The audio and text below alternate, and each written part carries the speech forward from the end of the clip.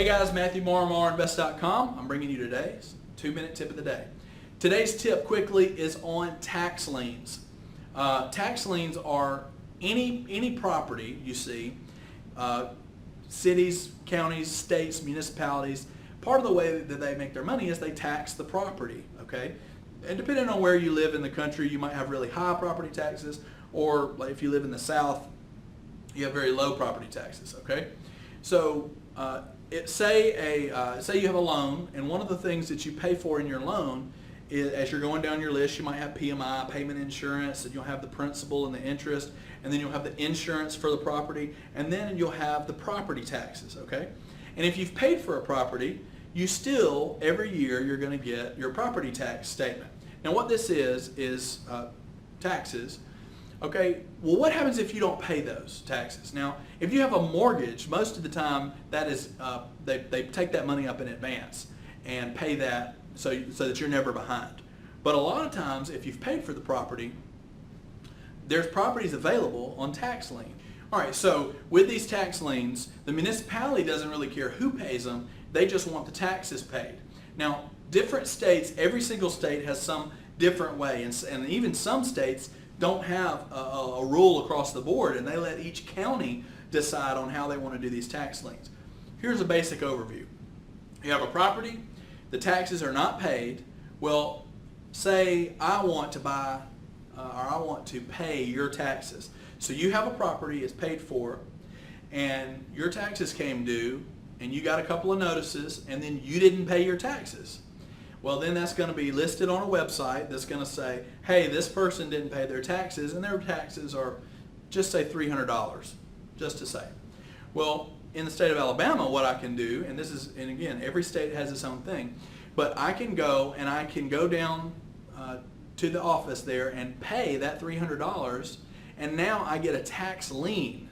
Now, some places you get a deed immediately, some places they have an auction after a certain period of time, but for this conversation, I get a tax lien. So I actually have a lien on that property.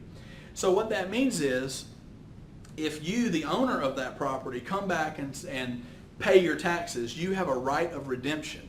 So you can come back and pay your taxes, and depending on, again, which county, city, whatever you're in, is going to depend on how much interest they charge. In the state of Alabama, it's 12%. Some places it's 8%. Some places in Texas it's 25%.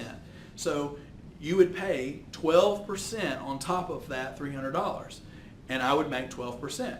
Now, to some people, they're just happy with the 12%.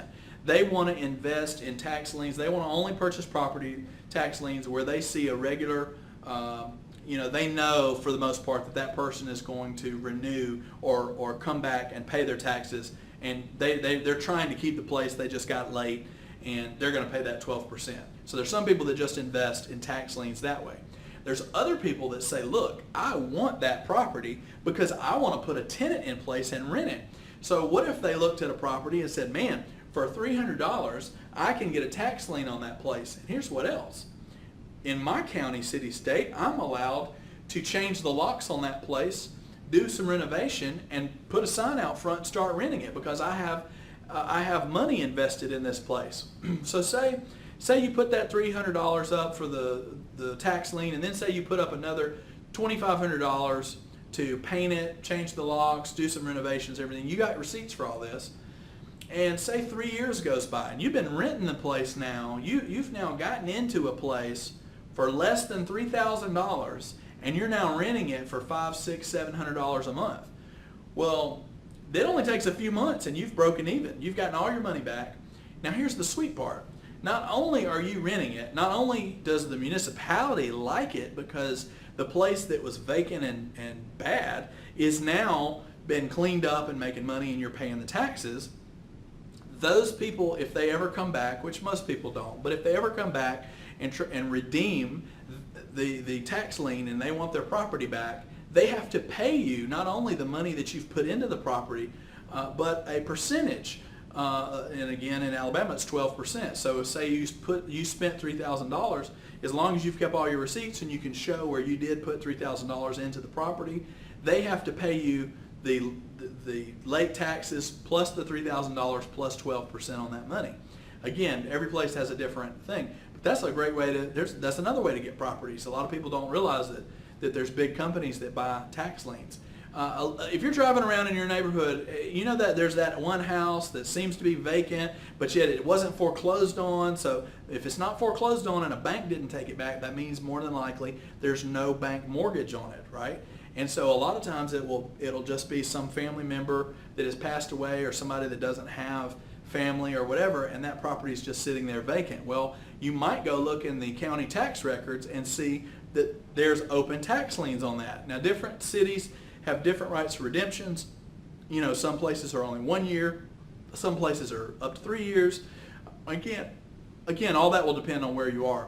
But it's another way to get properties and another way to cash flow properties very fast. And you can actually, in a short period of time, actually become the owner of that property free and clear. And there's ways to do that. I would tell you to talk to a tax lien attorney. There's probably one in your city. Or you can go, and as you start looking up tax liens, I would bet you that in any city of any size, if you start looking at tax liens, there's some old guy that you don't even know, and he's been investing in these tax liens for 30 years, and his name is going to keep popping up, popping up, popping up. That's the guy you need to find and go talk to him. And he'll be glad to talk to you and tell you how he does it and what he does. I've done that. It's been great. Hope you guys have a great day.